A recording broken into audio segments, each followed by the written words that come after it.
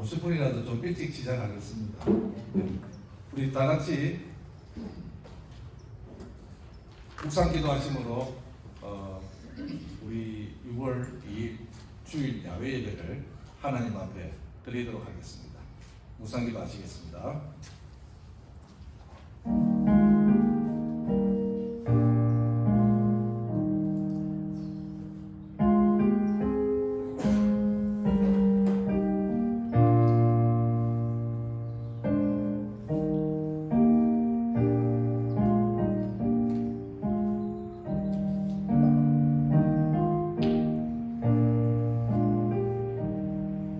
여호와는 나의 목자시니 내게 부족함이 없으리로다. 그를 푸른 초장에 누이시며 질 많은 물가로 인도하시는도다. 거룩하신 하나님, 귀한 이 시간 하나님의 아름다운 은혜를 찬양하며 야외에서 우리 주 예수님을 찬양할 수 있는 아름다운 은혜로 예배하게 하여 주심을 감사합니다. 우리 하나님 홀로 영광 받으시고 이 시간을 주님 인도하여 주시고 영광받아 주시옵소서. 살아계신 예수님 이름으로 기도드리옵나이다. 아멘. 우리 다 일어서셔서 찬송가 620장 찬송하겠습니다.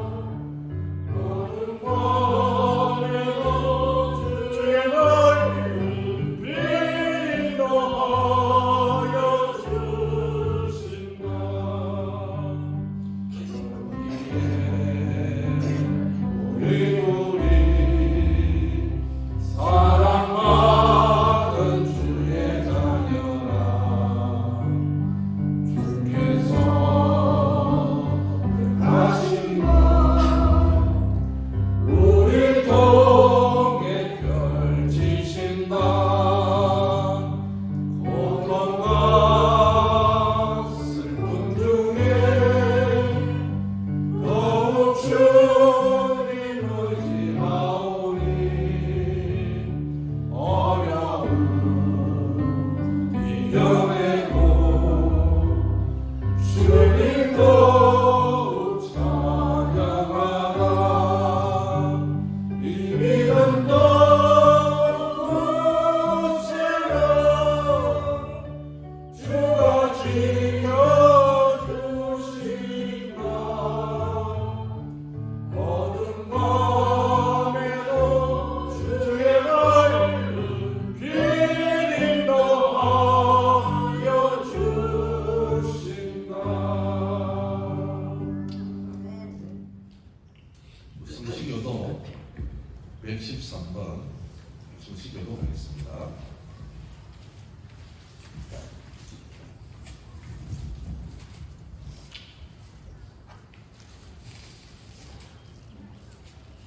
태초에 하나님이 천지를 창조하시리라.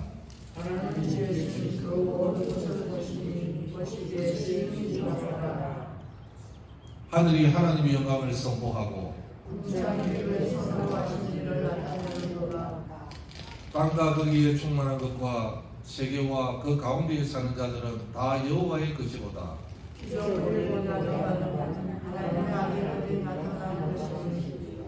그 바라는 것은 피조물도 썩어짐의 종로로 안 돼서 해방되어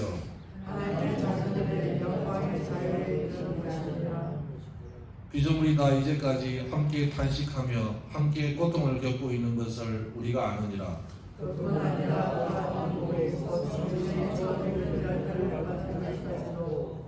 속으로 탄식하여 양자될 것 곧 우리 몸의 속량을 기다리느니라.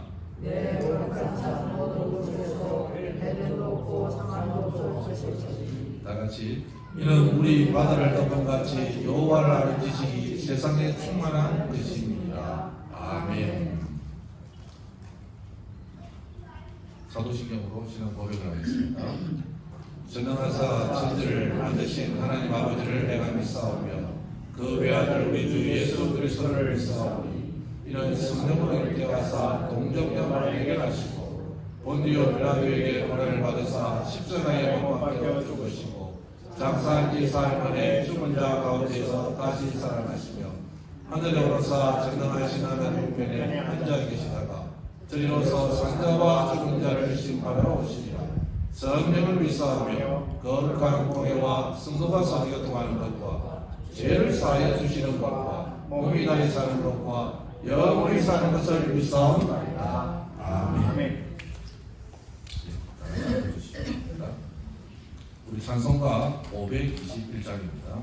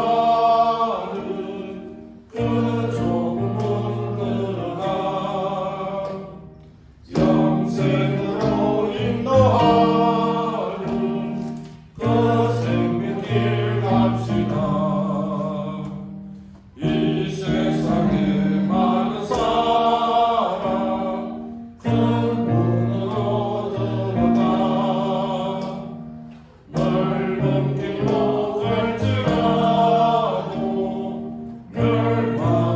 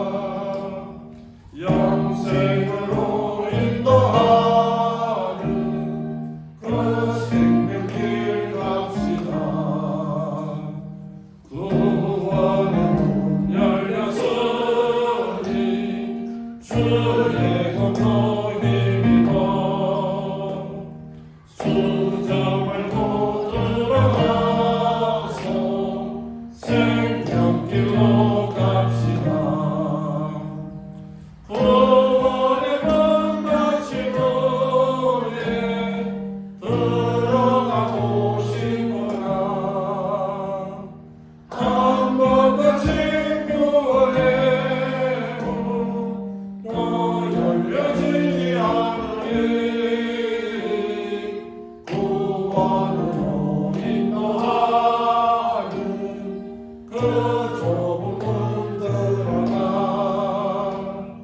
영생으로 인도하니 그 생명길 갑시다. 아멘. 이 시간 우리를 대표해서 홍광희 집사님 나오셔서 기도해 주시겠습니다.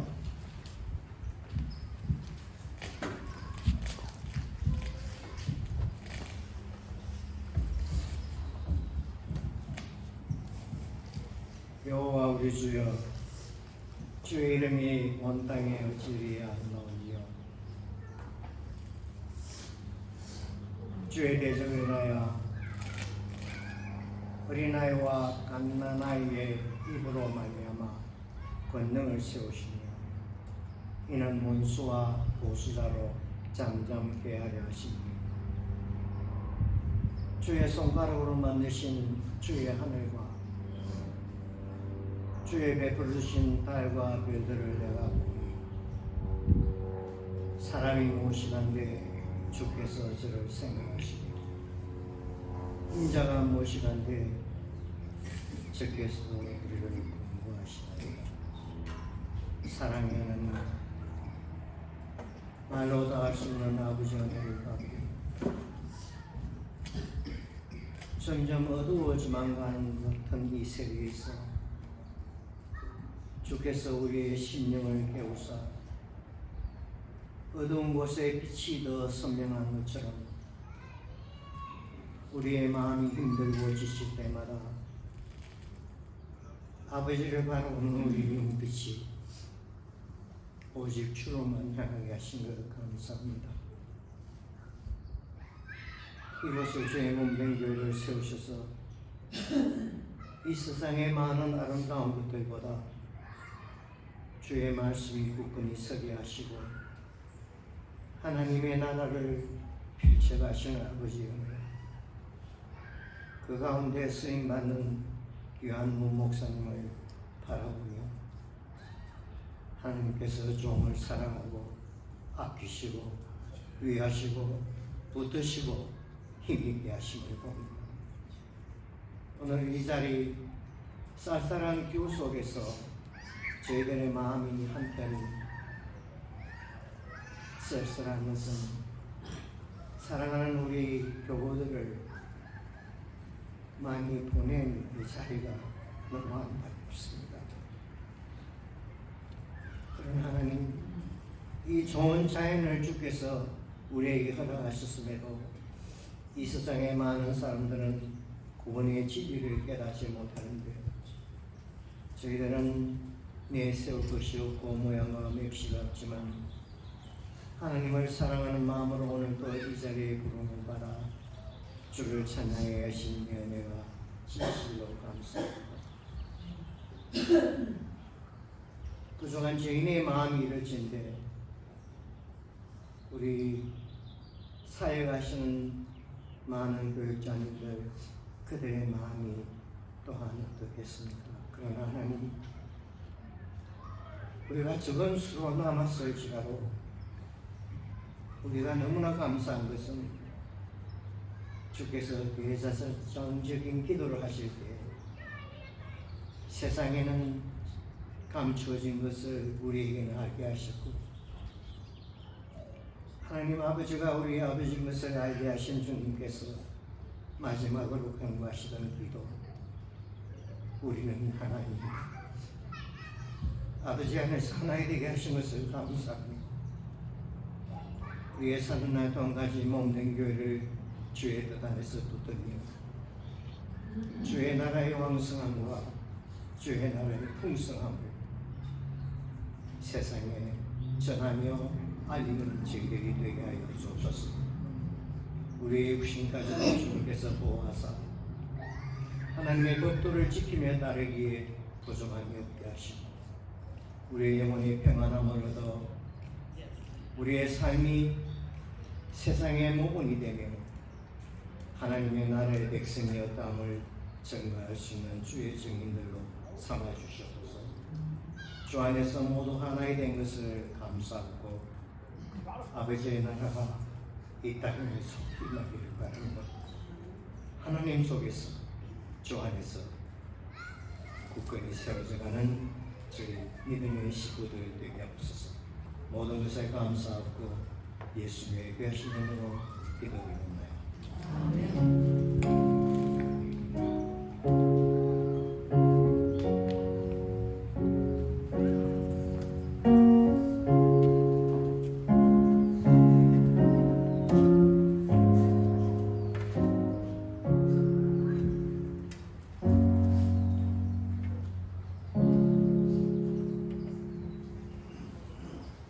하나님의 말씀을 보겠습니다. 하나님의 말씀은 마태복음 11장 18절에서 30절 말씀입니다. 성경을 안 가고 계신 분들은 주보를 참조해 주시기 바랍니다. 주보 앞부분에 밑에 나와 있습니다. 우리 다 같이 한 목소리로 읽도록 하겠습니다. 시작. 수고하고 무거운 짐진 자들아 다 내게로 오라. 내가 너희를 쉬게 하리라. 나는 마음이 온유하고 겸손하니 나의 멍에를 메고 내게 배우라. 그래야면 너희 마음이 힘을 얻으리니 이는 내 멍에는 쉽고 내 짐은 가벼움이라 하시니라. 아멘. 기도하시겠습니다. 거룩하신 하나님, 주 예수님의 은혜를 감사합니다. 이 시간 하나님의 놀라운 은혜가 임하는 시간 되어지기를 소망합니다. 우리 주 예수님께서 함께하여 주옵소서. 이 시간 심령을 변화시키는 놀라운 은혜의 시간이 되어지게 하여 주옵소서. 성령 하나님 붙잡아 주시고 또 전달하는 저에게도 하나님 놀라운 은혜가 있어서 하나님의 말씀으로 전달되어지는 귀한 시간 되어지게 하여 주옵소서. 살아계신 예수님 이름으로 기도드리옵나이다. 아멘. 오늘 말씀 제목은요, 예수님의 힐링이라는 말씀으로 여러분들에게 이 말씀을 전달해드리겠습니다. 사랑하는 여러분, 지난 한 주간에 얼마나 많은 스트레스를 받고 사셨습니까? 누구는 직장에서 스트레스를 받는 분이 계시고, 또는 가정에서 또 부부간에 다툼이나 또는 가정에서 아내의 바가지로 또는 남편의 속썩임으로 또는 자녀들은 학업의 스트레스로 또 이러저런 모양으로 스트레스를 받고 살지는 않았습니까?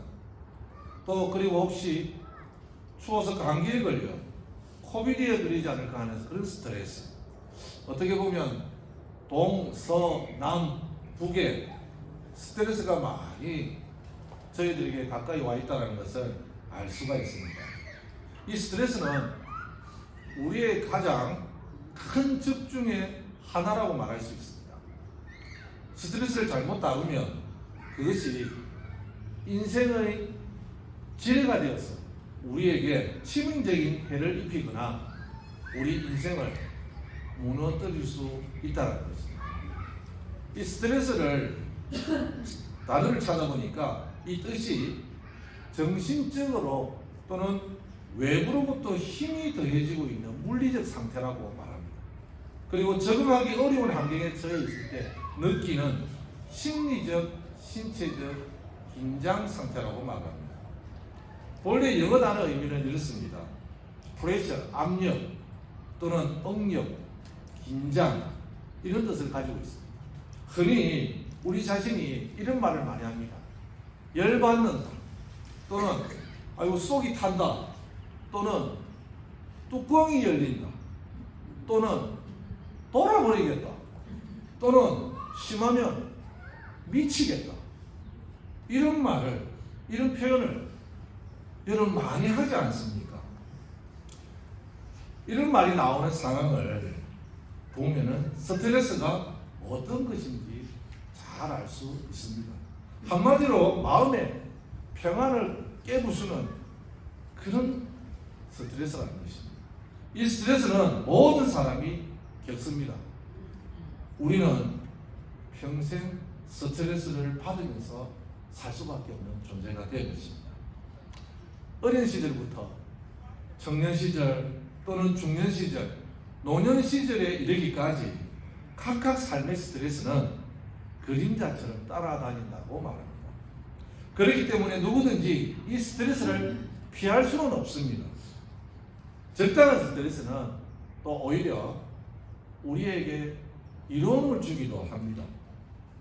스트레스라고 해서 무조건 건강에 해를 끼치는 것은 아닙니다. 이 스트레스를 극복하려고 노력하면 더 강해지는, 그리고 신체적으로 정신적으로도 더 강해지는 그러한 역할을 한다는 것입니다. 우리는 모든 스트레스를 제거할 수는 없지만 이 스트레스를 관리할 수가 있다는 것입니다. 잠언 4장 23절에 이렇게 말씀하십니다. 모든 지킬 만한 것 중에 더욱 내 마음을 지키라. 생명의 근원이 이에서 남이니라. 스트레스를 받을 때에 우리의 마음을 잘 지키고 관리하라고 이 말씀을 우리에게 주실 것 같습니다. 본문을 들어가겠습니다. 오늘 본문에 우리 예수님께서는 수고하고 무거운 짐진 자들아 다 내게로 오라 라고 말씀합니다. 이 말씀 안에는요 복음이 들어가 있습니다. 예수님께서 말씀하시던 당시의 상황으로 되돌아가 보면 정말 수고하고 무거운 짐진 자들이 많이 있었다는 것을 알 수가 있습니다. 시대의 배경을 보면 정치적으로는 로마의 식민 통치를 받았습니다. 로마가 이스라엘을 착취하고 박탈함으로 심히 고생한 삶을 살았던 것입니다. 또한 사회적으로는 근심 걱정에 빠져 있었습니다. 종교적으로는 타락하여서 질서가 무너지고 생명력 없는 교권과 형식주의에 빠져 삶을 살았습니다. 그때에 우리 예수님께서 이런 말씀을 해주셨습니다. 수고하고 무거운 짐을 졌다라는 그런 말씀입니다. 이 말씀은 인간의 고통을 두 가지로 나누었습니다. 수고와 무거운 짐입니다. 이것을 나누어서 합해진 것입니다. 먼저 수고한다는 것은 고생할 일이 아닌데 만들어서 고생을 한다는 것입니다. 이런 고생은 스스로 만든 것입니다. 그 이유는 지나친 욕심 때문에 스스로 고생을 한다는 것입니다. 이러한 짐이 바로 수고하는 것입니다. 같은 노동이라도 보람있고 즐겁고 기쁘고 힘들지 않는 노동이 있습니다. 이 같은 노동은 우리에게 즐거움을 주고 만족할 만한 대가를 줍니다. 뿐만 아니라 이러한 노동은 우리에게 성취 의욕을 북돋아 주기도 합니다. 그리고 스트레스를 주지 않습니다. 그런가 하면 아무리 일을 해도 만족이 없고 피곤만 쌓이는 일도 있습니다. 이럴 때는 염려와 근심과 불안과 초조라는 스트레스가 찾아오게 되어 있습니다. 또한 우리 예수님께서는 인생을 향하여 무거운 짐진 자들이라고 말합니다. 본래 인간은 하나님께서 예비한 은총을 누리며 살도록 복된 상태로 우리는 지음을 받았습니다. 그러나 인간이 타락하여서 죄를 범함으로 무거운 짐을 지게 되었다는 것입니다. 하나님을 떠난 인간은 스스로 자신의 지혜와 이상과 능력을 믿고 문명을 발전시켜 나갔습니다. 그러나 이 인간의 짐은 점점 더 무거워져 버렸습니다. 문명은 발전시켰으나 이 무거운 짐에 눌려서 절망감으로 고통을 당하고 말았습니다. 이 문제를 해결하기 위해서 우리 예수님께서 수고하고 무거운 짐진 자들아 다 내게로 오라 내가 너희를 쉬게 하리라 고 말씀하셨습니다. 이 말씀은 수고하고 무거운 짐진 인생이 예수님께로 와야만 해결을 받을 수 있다고 말씀을 하고 있다는 것입니다. 예수님은 여러분들이 다 알다시피 우리의 구속주가 되십니다. 아담 이후 인간인 죄인이 되었습니다. 예수님께서 인류의 죄악을 대신해서 십자가에 못 박혀 죽으심으로 우리 모든 죄를 깨끗이 사해 놓으시고 내게로 와서 제사함을 받아라 라고 말씀하시는 구속주가 되신 것입니다. 예수님은 단순한 초청자가 아닙니다, 여러분. 예수님은 전인구원의 원천이 되시는 초청자이십니다. 예수님은 인간이 우리를 사랑하셨습니다. 예수님은 전인구원의 원천이 되신 우리의 초청자가 되셨습니다. 예수님은 우리를 죄에서 구원하셔서 우리를 하나님의 평안과 하나님의 아름다운 쉼을 누릴 수 있도록 거하게 하셨습니다. 예수님께서 어떤 죄인이라도 사랑하셔서 수고하고 무거운 짐진 자들아 다 내게로 오라. 그래야만 내가 너희를 쉬게 하리라. 그 말씀을 해 주셨다는 것입니다. 여기서 쉬게 해 주셨다라는 것은요, 인간의 수고와 무거운 짐을 대신 짊어지시고 인간의 짐을 대신 책임져 주시겠다라는 의미가 담겨 있습니다. 예수님은 누구나 짐을 주겠다는 의지를 가지고 우리를 초청하고 계셨습니다. 오늘 이 자리에 참석하신 여러분들을 보니까 예수님께서 분명히 여러분들을 초청하셨다는 것입니다. 요한복음 6장에 여러분도 잘 아시는 500의 기적이 나옵니다. 보리떡 5개와 물고기 2마리로 5,000명을 먹이고 12광주를 남긴 사건의 모습이 오늘날 여러분의 모습과 동일한 모습으로 나타나지 않았는가? 또한 5,000명을 먹인 그 자리에 보면 수많은 무리들이 각자의 배고픔으로 인해 고민하고 먹을 양식도 남에게 주지 않고 자기만의 배를 채우기 위해서 여러 가지 모양으로 무리들이 모여 있었습니다. 그리고 영적으로 갈급하여 생명의 떡을 먹고 싶어서 이 자리에 참석한 자들도 있었습니다. 여러분, 여러 마음의 무거운 짐들을 가지고 예수님의 말씀을 통해 해결받고자 여기에 참석한 분들도 계시다는 것입니다. 우리 예수님은 그들에게 기적을 보여주셨습니다. 이 기적을 예수신 것은 단지 우리 육신의 배고픔을 해결하기 위해서, 이 허기를 멸하기 위해서 우리들에게 생명의 떡을 주신 것이 아닙니다. 이 생명의 떡을 통해서 하나님의 아들 예수님이 이 땅에 오셨다라는 것을 보여주기 위해서 여러분들에게 생명의 떡을 주시고 가르침을 주셨다는 것입니다. 또한 예수님은 가버나움 회당에서 500명의 기적의 진정한 의미들을 많은 군중들에게 가르쳤습니다. 요한복음 6장 35절에 보니까 나는 생명의 떡이니 내게 오는 자는 결코 줄이지 아니할 터이요 나를 믿는 자는 영원히 목마르지 아니하리라. 예수님은 그의 본성에 있어서 태초의 말씀이었어요. 요한복음 6장 1절에 태초의 말씀이 계십니다. 이 말씀은 곧 하나님이시죠. 그렇습니다. 이 말씀은 생명의 말씀입니다.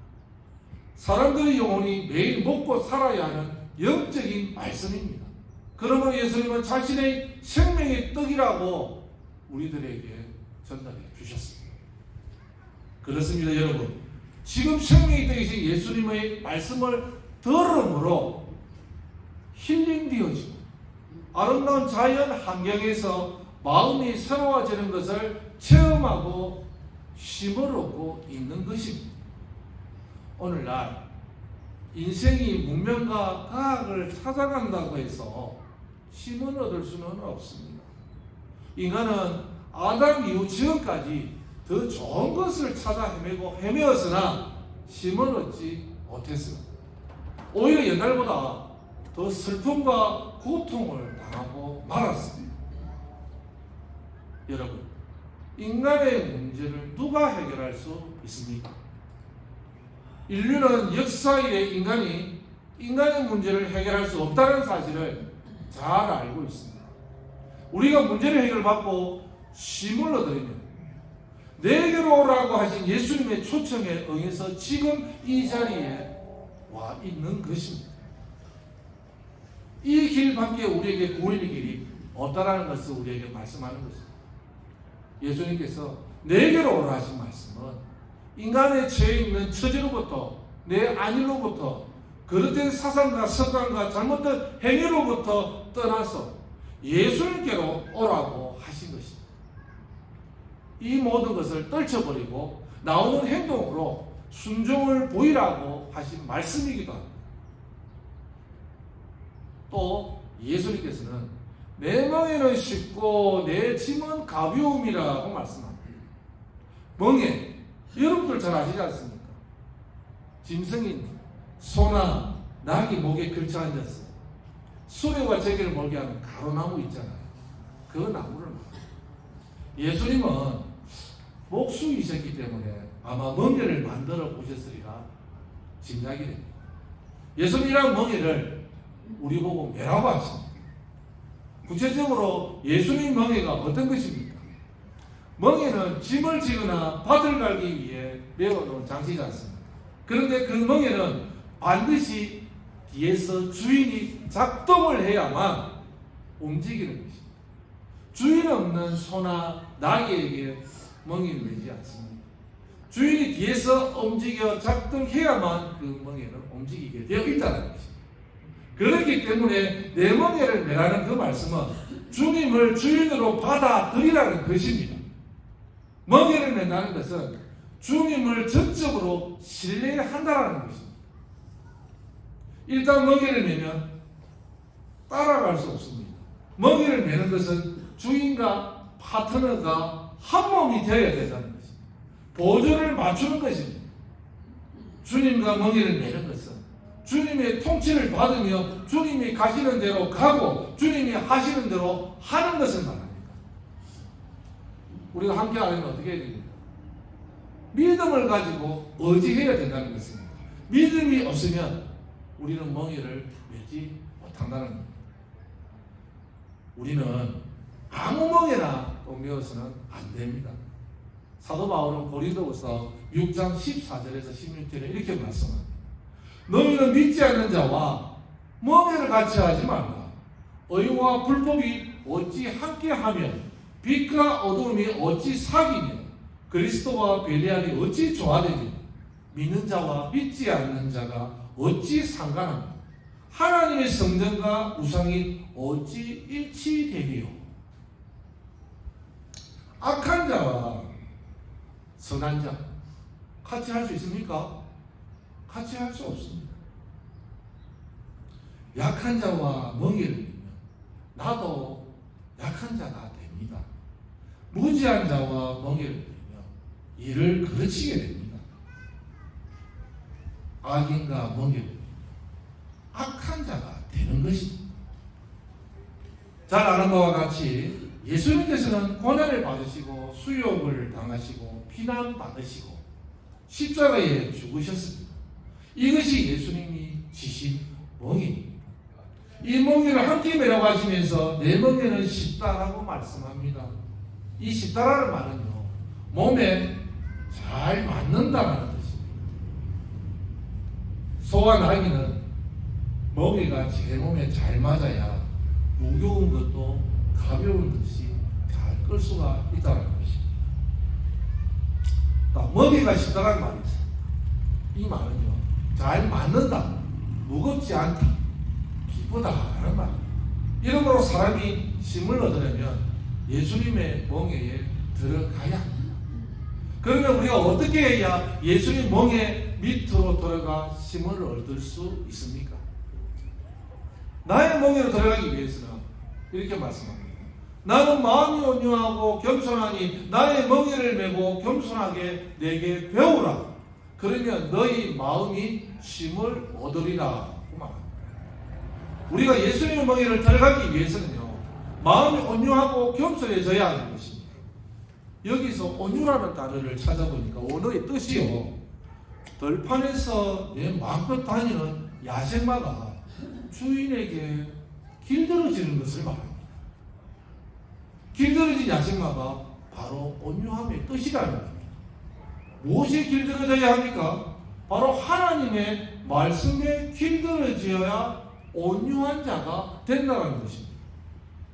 성경에서 이 지면의 모든 사람보다 온유한 자로 칭함을 받은 자가 있습니다. 누구입니까? 모세입니다. 모세. 민수기 12장 3절을 보니까 이 사람 모세는 온유함이 지면의 모든 사람보다 더하더라 고 말씀합니다. 왜 그가 가장 온유한 자인가? 여러분들 잘 아시다시피 바로 말씀을 받은 자입니다. 그 말씀 안에서 훈련을 따르는 자였습니다. 그렇기 때문에 성경에서 말하고 있는 온유한 자는 자기를 꺾고 말씀을 따르는 자입니다. 말씀 앞에 자신을 굴복시키는 자입니다. 그리고 이 온유한 짐승은요, 주인의 보살핌을 잘 받게 되었잖아요. 우리도 하나님 중심으로 서서 살아가겠다는 마음으로 온유하면 예수님의 멍에에 들어가 인생의 무거운 짐을 덜어 은혜를 누릴 수 있다는 것입니다. 또한 예수님은 겸손하라고 말씀합니다. 이 겸손은 교만과 반대입니다. 교만한 사람은 자기 중심으로 자기를 섬기고 자기를 가대평가하게 되어 있습니다. 시기하고 질투하는 사람이기도 합니다. 이 교만한 사람은 인생의 문제를 스스로 지고 있고 고달프게 살아갑니다. 누구든지 예수의 멍에를 메고 들어가서 힘을 얻으려면 겸손하게 낮아져서 하나님을 자랑하고 하나님을 의지해야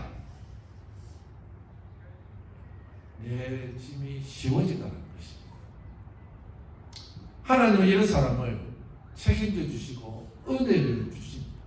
길들임을 받아 하나님의 뜻대로 하겠다고 고백하는 사람은 하나님께서 이끌어 주시고 짐을 맡아 주신다는 것입니다. 그러나 오만한 자에게는 억압과 고통만 있을 뿐입니다. 그렇다면 내 멍에는 쉽고 내 짐은 가벼움이라고 하신 말씀이 뜻을 좀 더 구체적으로 생각해 보면 왜 멍에는 쉽고 가볍다고 하셨습니까? 하나님과 함께 매는 멍에이기 때문에 가볍다라는 것입니다. 옛날에 일제시대 때 이런 일이 있었습니다. 포르투갈스 교사님이 일본 사람에게 복음을 전하고 일본에 처음 복음이 들어가게 되었어요. 예수 믿고 작정하기로 확신을 가진 사람들이 있었어요. 이 사람들이 일본 순사와 일본 군인들에게서 힘든 박해와 고문을 당하면서 예수님을 부인하라는 협박을 받았습니다. 이 협박이 어떤 협박입니까? 바닷가에 밀려 들어오는 그 바닷물에 잠겨서 죽게 하려고 십자가를 바다에 심었습니다. 그리고 거기에 사람을 매달게 했습니다. 밀물대가 되어 바닷물에 밀려 들어오면 잠겨서 죽을 수밖에 없는 그런 삶이었습니다. 그러나 그 사람들은 십자가에 묶여 있지만은 밀물이 들어와서 그 사람을 순환시켰지만은 그분들은 예수님을 부인하지 않았습니다. 그리하여 그분들이 순교의 삶을 살았다는 이야기가 전해지고 있습니다. 이 포르투갈 선교사는 그 모습을 보고 하나님께 기도했다고 합니다. 하나님 너무 답답합니다. 하나님 능력을 주셔서 그 사람들을 살려주시옵소서, 저들을 구원해 주시옵소서라고 간절히 기도했다고 합니다. 그러나 하나님께서는 능력을 나타내 보이지 않으셨습니다. 이 선교사는 피땀과 눈물로 안타깝게 또 기도했다고 합니다. 하나님, 당신은 왜 침묵하고 계십니까? 라고 기도했습니다. 그러자 귀에 또렷하게 들려오는 음성이 있었습니다. 그것이 바로 예수님의 음성이었는데 이렇게 예수님은 말씀하셨다고 말씀합니다. 나는 침묵하고 있는 것이 아니라 그들과 고통을 함께 나누고 있을 뿐이다 라는 하나님의 음성이었다고 합니다. 그렇습니다. 이것이 주님의 말씀입니다. 예수를 위하여 당한 고난에 하나님이 함께 하셨다는 겁니다. 예수님과 함께 멍에를 메고 나아갈 때 그 멍에는 어떤 고난이라도 쉽고 가볍고 기쁜 멍에가 된다는 것입니다. 그리고 또 하나는 내 짐은 사랑으로 메는 짐이기에 가볍다고 합니다. 우리가 받는 고통은 어떤 심리학자들이 분석한 것을 보면요, 큰 원인이 두 가지가 있다고 합니다. 하나는 욕심이라고 합니다. 또 하나는 정오라고 합니다. 이 정오는요, 우리 몸에 위장병, 그리고 두통, 관절염, 심지어 암이 될 수 있다고 합니다. 이 정오가 사랑으로 바뀌어지면요, 아주 가벼워진다고 말합니다. 적응하고 교만하면 우리의 짐은 점점 더 무거워진다는 것입니다. 그러나 사랑으로 하는 일은 힘이 들지 않다고 말합니다. 그 마음에 사랑이 있느냐 없느냐, 사랑이 식었느냐 뜨거웠느냐에 달려 있다는 것입니다. 사랑을 느끼며 하는 일은요, 피곤하지 않다는 것입니다. 사랑으로 하나님의 교회에 와서 섬기고 봉사하고 함께 교제하고 함께 기도하고 함께 살아가는 이 아름다운 모습, 너무 가벼워진다는 것입니다.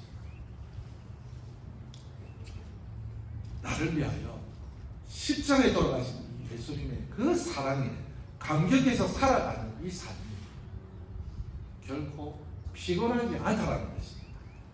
그렇게 살아가는 짐은 하늘을 훌훌 날아가는 그런 가벼움이라는 것입니다.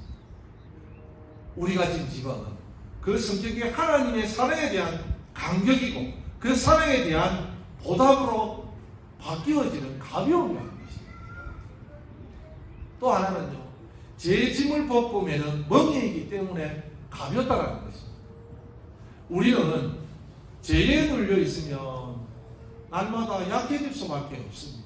그러나 제사함받는 확신 가운데 사는 십자가 고통이라는 것은 오히려 가벼운 것이라고 말합니다. 죄의식으로 인한 형벌의식 때문에 힘이 무겁고 피곤한 것입니다. 죄로부터 완전히 자유함받고 구원받는 하나님의 자녀로서 가지는 고난이라면 이 짐은요, 시련이요, 영광이요, 기쁨이요, 나를 연단시키는 말씀이 된다는 것을 알 수가 있었습니다. 나아가서 하나님의 거룩한 사역에 동참하는 것이라는 거죠. 성경에 우리는 구레네 시몬의 이야기를 여러분이 잘 알고 있을 것입니다. 예수님께서 십자가를 지고 골고다로 가실 때에 넘어지고 쓰러지시는데 옆에서 따라가는 사람이 있었습니다. 그분의 이름은 구레네 시몬이었습니다. 로마 병기에 의해 이 구레네 시몬은 억지로 예수님의 십자가를 지고 골고다까지 가게 되었습니다.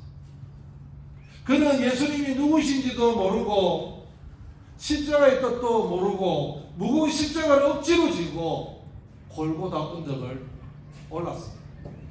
엄청 힘들었을 것입니다. 그러나 나중에 이 구레네 시몬은 예수님이 성천하신 뒤에 예수님을 믿는 사람이 되었고, 그가 십자가를 메었던 그 어깨를 만지고 볼 때마다 예수님께 평생 감사했을 것입니다. 아마 이렇게 얘기하지 않았을까요? 내가 예수님 십자가를 대신 지다니 이러한 일이 나 같은 사람에게 있을 수 있단 말인가, 그렇게 생각할 수 있다. 그래서 시몬은 열심히 전도하는 사람이 되었습니다. 시몬은 마지막 순교할 때 사람들이 십자가에 못 박아 죽이겠다고 하니까 예수님처럼 바로 서서 십자가에 달릴 것은 무엄한 일이라고 해서 어떻게 십자가에 못 박겠습니까? 십자가에 몸이 거꾸로 달려서 십자가에서 순교했습니다. 그러나 그는 그저 가볍고 기쁘기만 했답니다. 죄를 벗고 지는 짐이기 때문에 그랬다는 겁니다.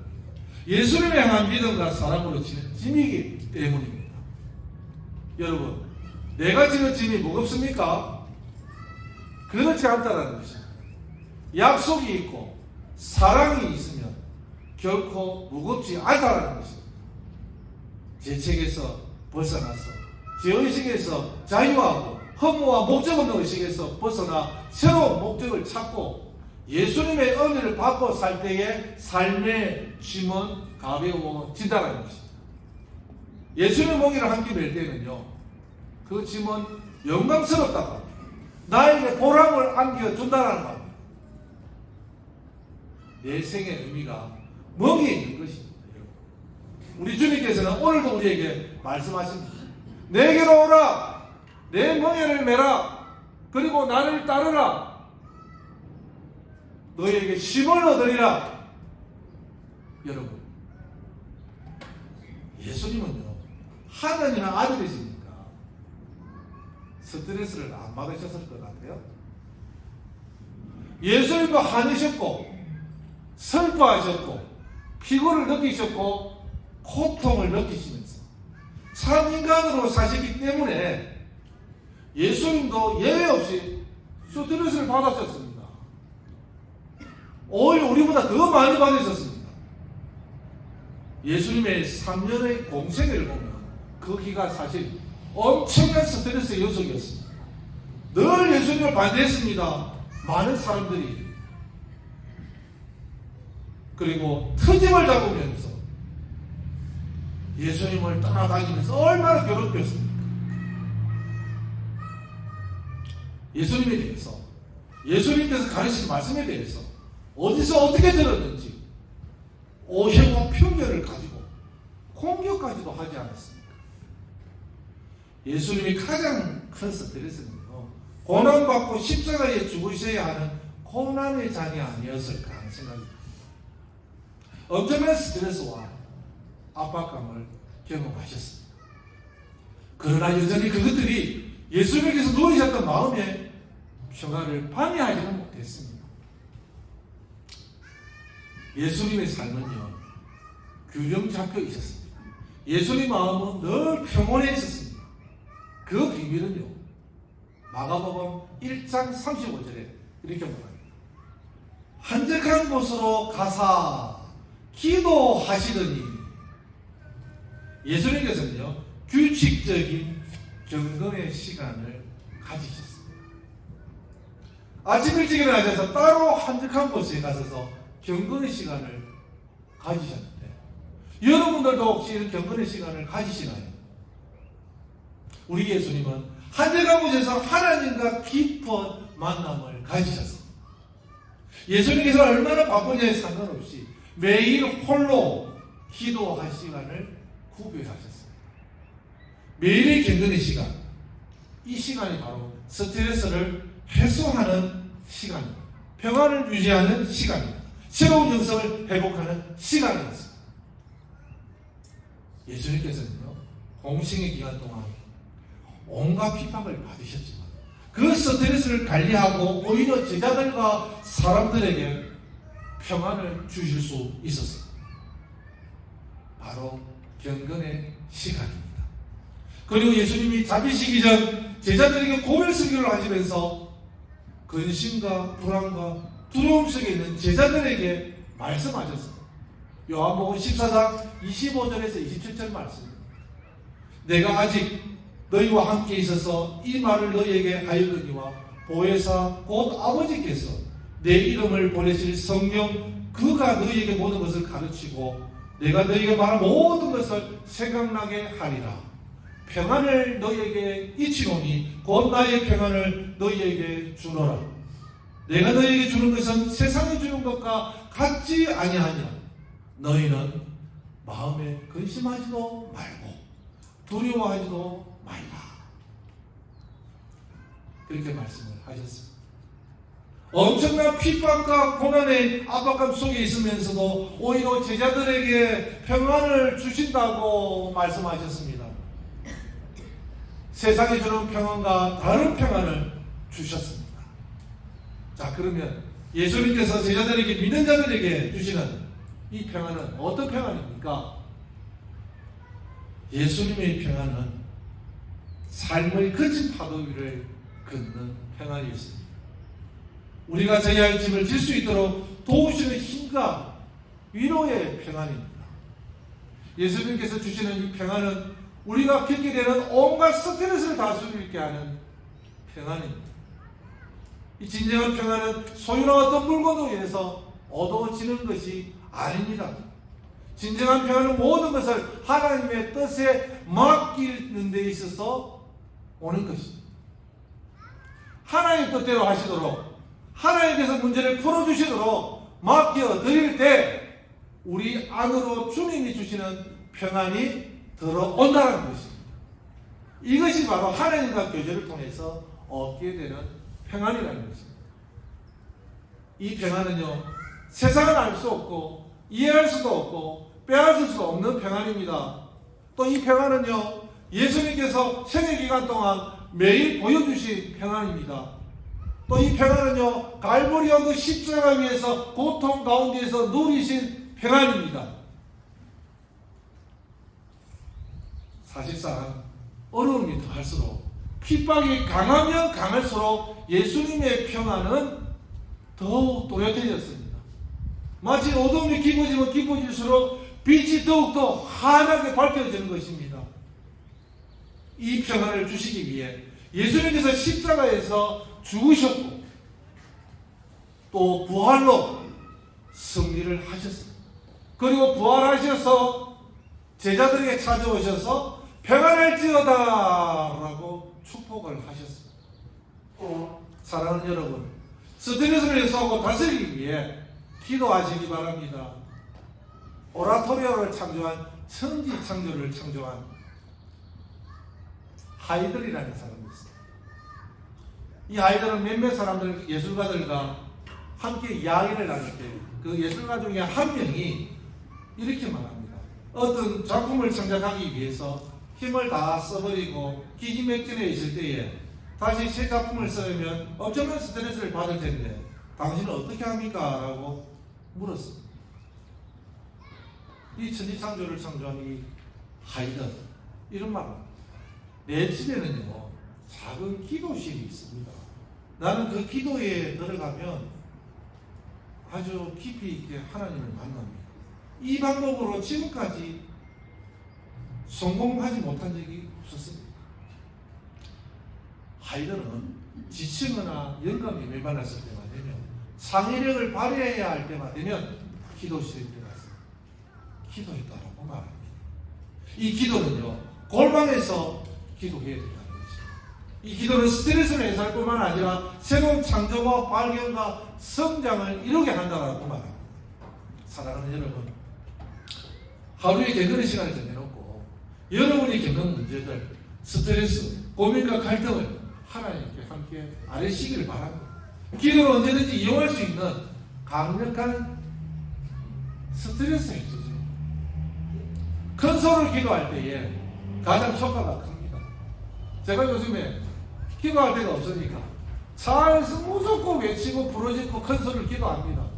또는 아무도 없을 때에 방 구석에서 고함을 치고 부르짖고 기도를 합니다. 그 기도를 하고 나면, 탄식하는 기도를 하고 나면 속이 후련하고 내 마음에 평안이 찾아오고 위로가 찾아오는 것을 많이 경험하고 체험하고 느껴가고 있습니다. 사랑하는 여러분, 하나님은 여러분이 충격받고 스트레스로 혈압이 상승하여서 뒷머리를 잡고 뇌졸중으로 쓰러지는 것을 원치 않으십니다. 하나님께서는 여러분을 창조하셨고 지금도 여러분을 사랑하십니다. 하나님께서 사랑하는 하나님의 자녀들이 넘어지는 것을 볼 수 없다는 것입니다. 기도는 우리에게 세상이 주는 것보다 더 행복한 것입니다. 사도 바울과 신라를 보니까 이렇습니다. 빌립보성에서 전도를 하다가 말도 안 되는 일에 억울한 일로 기가 막힌 이유로 심하게 매를 맞고 재판도 하지 않은 채 감옥에 투옥이 됐습니다. 그날 밤에 바울과 신라는 기도하며 하나님께 찬양을 했다고 합니다. 기도하며 찬양으로 그들이 겪는 그 스트레스를 하나님께 쏟아부었습니다. 그때 바울과 신라는 스트레스를 날려버리고 하나님의 신비로운 손길에 사로잡혀서 평안과 구원의 역사를 경험했다. 사랑하는 여러분, 찬양으로 또 스트레스를 푸시기 바랍니다. 찬양의 가사를 깊이 생각하며 찬양을 하십시오. 찬양의 스트레스 받고 복잡한 울퉁불퉁한 우리 마음의 순식간에 평안의 물결이 흐르게 만든다고 했습니다. 하나님께서 주신 견고한 생활이 됩니다. 자주 찬양하십시오. 교회에서 찬양하시고, 야외에서도 찬양하시고, 집에서 찬양하시고, 공원에 산책하면서 찬양하시고, 등산하면서 찬양하시고, 그리고 하나님을 가까이 하시고 하나님께 다가가십시오. 그러면 여러분의 마음을 만져주실 것입니다. 그리고 찬양만 보면 너무나도 놀라운 능력들이 여러분들 마음에 임하실 것입니다. 여러분들을 다스리게 하실 것입니다. 개인에 따라서 조금씩 다를 수 있지만 마음이 안정되어지고 다스려진다는 것을 느끼고 경험하고 체험을 하실 수 있다는 것입니다. 특히 하나님의 예배하게 모인 우리 성도들이 한 자리에 모여 한 마음으로 한 믿음으로 찬양할 때 하나님은 찬양 가운데에 우리와 함께 하신다는 것입니다. 찬양을 통해 하나님께서 우리들에게 임하시고 거하시면 그때 우리 안에 변화가 일어난다는 것입니다. 평안이 회복되는 것입니다. 이것이 바로 세상이 주지 못하는 주님이 주시는 평안이라는 것입니다. 사랑하는 여러분, 오늘 이 시간 이렇게 아름다운 곳에서 예수님의 힐링을 통해서 여러분들이 치유함을 받는 그런 놀라운 역사가 임하기를 기도합니다. 그러기 위해서 여러분 견고의 시간을 가지십시오. 기도하십시오. 찬양하십시오. 이 견고의 능력으로 여러분의 스트레스를 예수님께 맡겨서 마음을 치유하는 그런 역사가 오늘 이 자리에 참석한 모든 성도님들 머리 위에 나타나시기를 예수님으로 선포하며 축원합니다. 기도하시겠습니다. 사랑하는 하나님 아버지, 오늘도 주님의 귀한 말씀을 듣게 하여 주심을 감사합니다. 우리는 할 수 없습니다. 우리 예수님의 능력이 아니고서는 아무것도 할 수가 없습니다. 우리 주님, 우리에게 찾아오셔서 우리 마음에 있는 상처와 아픔과 그런 스트레스들이, 정신적인 충격적인 그런 사건들이 예수님의 이름으로 사라지게 하여 주시고 치유함 받는 시간 되어지게 하여 주시옵소서. 이 시간 하나님 축복하여 주시옵소서. 예수님 이름을 높여드립니다. 예수님의 영광을 돌립니다. 우리 마음에 위로하여 주시고 우리 마음을 깨끗하게 치료하여 주시옵소서. 예수님의 이름으로 기도드려옵나이다. 아멘. 찬송하겠습니다. 찬송가 406장입니다. 찬송 부르면서 건강하시겠습니다.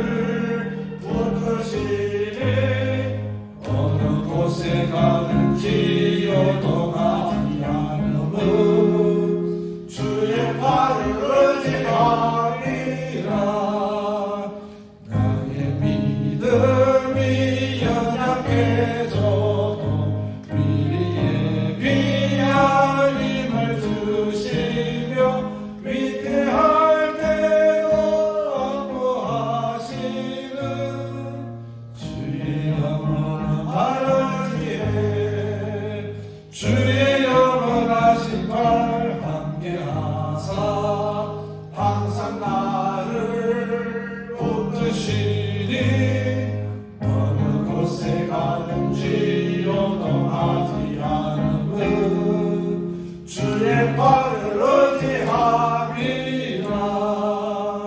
능지 못하면 주께 없으니 나의 인생을 주께 맡기면 나의 모든 짐 대신 지시는 주의 영원한 발 의지에 주의 영원하신 발 함께 하사 항상 나를 붙드시니 어느 곳에 가든지 요동하지 않음은 주의 발을 의지합니다.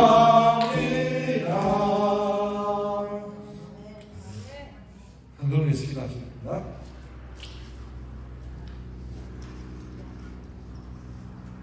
귀하신 우리 주님, 마음을 다하여서 하나님에게 드려진 이 물질이 30배, 60배, 100배의 열매를 맺는 주님의 놀라운 은혜가 우리 교인들에게 임하게 하여 주시옵소서.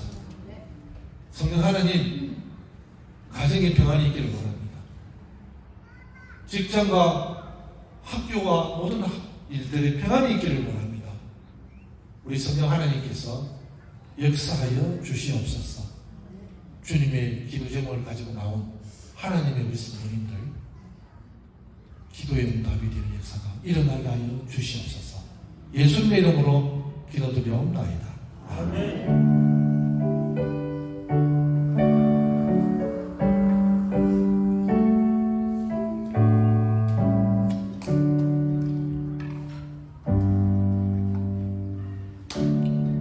우리 간구하겠습니다. 오늘은 창조주 하나님께서 만드신 자연동산에서 주일 예배를 드리게 되었습니다. 모두 함께 자연의 맑은 공기를 마시고 마음껏 즐기는 시간이 되시길 바랍니다. 예배 후 마시는 점심과 보물찾기 순서가 있습니다. 또 성경 본문은 다음 주일 산상봉 교제 넘버 4 적극 참여를 부탁드립니다. 또 축하가 있습니다. 우리 이용 집사님 그 힘들고 그 어려운 그 공부를 UCR에서 박사학위를 취득했습니다. 우리 박수 한번 해주세요. 축하드립니다. 네, 아주 귀한 일 하셨습니다. 또 우리 소현주 청년도 드디어 갈 것입니다. 우리 기도해줍니다. 네, 또 우리 교회를 위해서 또 헌신하는 우리 힘들고 또 아픔을 가진 분들이 계십니다. 우리 꼭 김근사님, 또 우리 박기수 변사님, 또 우리 요즘 아빠 신도하는 김유수 변사님, 또 우리 한장로님, 또 우리 이정호 변사님, 또 여러모로 또 김원수 집사님, 또 우리 유영재 집사님, 우리 한유순 변사님, 우리 또 우리 김 변사님, 또 영환선 집사님, 다들 힘들어합니다. 여러분 기도 많이 해주시기 바랍니다. 늘 중보기도로 하나님의 크신 은혜가 임해서 치유함이 나타나는 그런 우리 갈보리 교회가 되었으면 좋겠습니다. 한국 방문하신 분도 있으니까 기도 많이 해주시고 축도함으로 우리 하나님께 예배를 마치도록 하겠습니다. 축도하겠습니다.